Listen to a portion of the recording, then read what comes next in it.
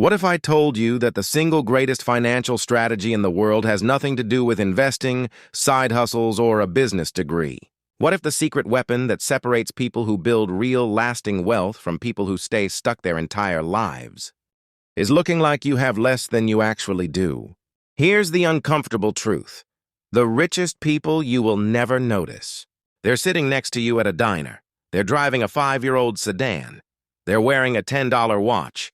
And while you're scrolling Instagram, watching someone flex a rented penthouse, those quiet, invisible people are compounding wealth that will outlive their grandchildren. Today, we are going to go deep into something that almost nobody trusts me. By the end of this video, the way you see money will never be the same again. Stay with me, because the third point is going to completely change how you think about your social circle. If success is your goal and you're ready to level up, make sure you subscribe. Every video is crafted to move you closer to the life you deserve. Point 1. The lifestyle inflation trap is silently eating your future. Let's start with a number that should shake you a little. The average household spends $1,497 per month on non-essential purchases.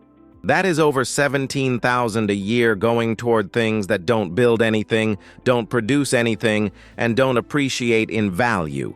Now multiply that over 10 years and you're looking at $170,000 before interest, before inflation, before opportunity cost.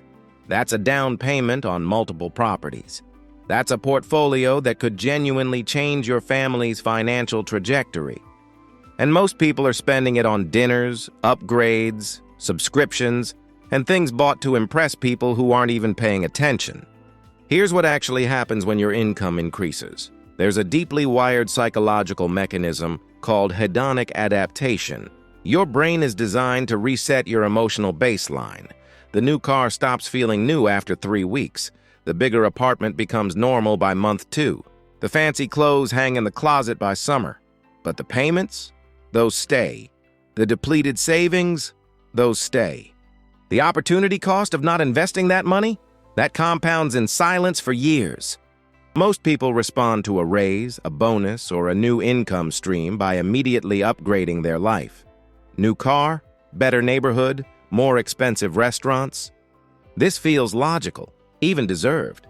But what's actually happening is that they are robbing their future self to impress their present audience. And here's the brutal irony. The audience doesn't care. Research out of Harvard's psychology department shows that people overestimate how much others notice and remember their material displays by nearly 40%. You are paying a premium to be noticed by people who are thinking about themselves. There's an economic concept that almost nobody teaches in school called Veblen goods. Items whose demand actually increases as their price rises, not because they're more useful, but because owning them signals status. Louis Vuitton bags, Rolex watches, business class flights. These aren't products. They're social currency. And here's the disturbing part. Entire industries' trillion-dollar marketing machines are built on one singular goal, making you feel inadequate without them. Thorstein Veblen first wrote about this in 1899, calling it conspicuous consumption. He observed that people in industrializing America weren't buying things for utility. They were buying things to communicate their rank in the social hierarchy. That was over 120 years ago. Today, with social media, that mechanism has been turbocharged into something almost impossible to escape. Every scroll is a curated display of someone else's consumption. And your brain, wired for social comparison since the tribal days, takes each one as a benchmark. There's an economic concept that almost nobody teaches in school called VI, Veblen goods, items whose demand actually increases as their price rises, not because they're more useful, but because owning them signals status.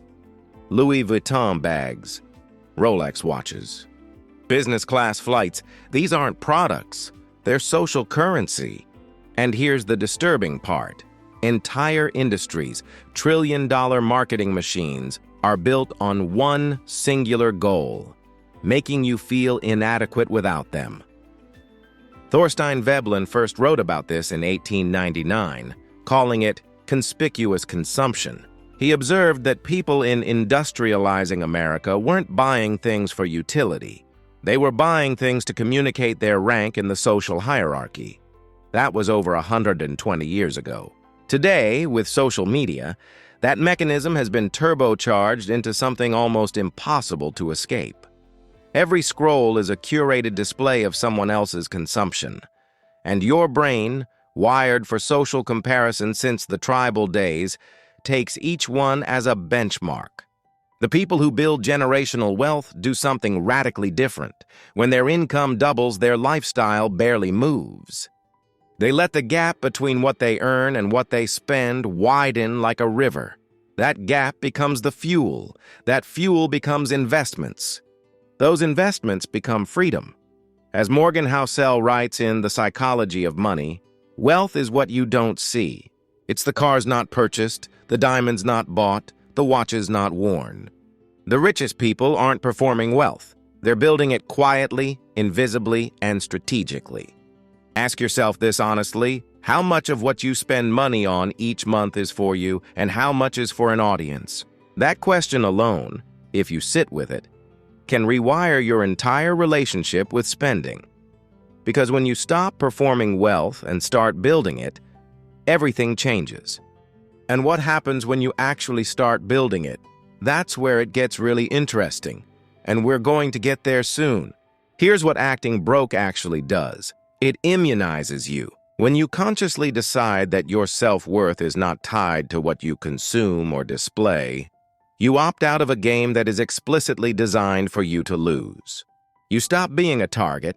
You stop leaking money through status anxiety. You start making financial decisions from a place of intention rather than insecurity. And here's the cultural insight most financial content ignores. In many of the world's wealthiest societies, Switzerland, Japan, parts of Scandinavia, frugality is not seen as deprivation. It is seen as sophistication. Restraint is a signal of confidence, not lack. The loudest person in the room is rarely the wealthiest. So what does the quiet, confident, genuinely wealthy person actually do with their money? That's the part most videos skip completely, and we're not going to skip it. Point 3. Your social circle is either your portfolio or your liability. Here is a fact that might make you uncomfortable. Studies from the Social Capital Research Organization show that your income will typically fall within 20% of the average income of your 5 closest friends. Read that again. The people around you are not just emotionally influencing you. They are financially shaping you. Their spending habits become your normal. Their financial ceiling becomes your ambition cap. Their relationship with money quietly programs yours. Most people never audit their social environment. They inherit it. They grow up with a friend group, stay connected, and never ask whether these relationships are pushing them forward or subtly anchoring them in place. This isn't about cutting people off carelessly. It's about understanding the invisible financial ecosystem you're living inside of every single day. Here's where acting broke becomes a social superpower. When you don't display wealth, you attract a different kind of person. You stop attracting people who want to be around what you have.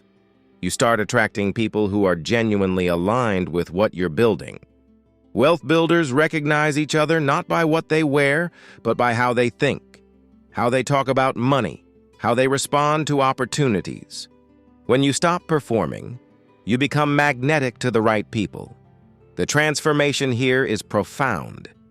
When you quietly act broke, drive a modest car, skip the unnecessary upgrades, live below your means, you effectively reset the social proof around you. You stop signaling, "Keep up with me." You stop triggering the spending arms race in others. And you create a social space where money is treated as a tool, not a trophy. That shift in your environment compresses the timeline between where you are and where you want to be by years, sometimes decades. Point 4. The invisible wealth algorithm. Delayed gratification is a skill, not a personality trait. Almost everyone has heard of the famous Stanford marshmallow experiment. Kids who waited to eat the marshmallow went on to achieve better life outcomes. But here's what nobody tells you. Follow-up research in the past decade has revealed something far more interesting. The ability to delay gratification is not a fixed personality trait you're born with. It is a skill that is developed through environment, practice, and, crucially, through having a reason worth waiting for. This changes everything, because it means the people who seem naturally good with money. And that emotional connection is the engine of every fortune ever built quietly. Here's the question that will stick with you tonight, not as a guilt trip, but as a genuine invitation. Who are you actually spending your money for? When you can answer that honestly, the path forward becomes remarkably clear. Know in the comments what you have gained from this video so that we can improve and keep doing that better. Don't forget to share this video with at least one person who will get some insights, because one video is enough to give people enough ideas to change their lives. And also, don't forget to subscribe to the channel. I'll see you in the next video.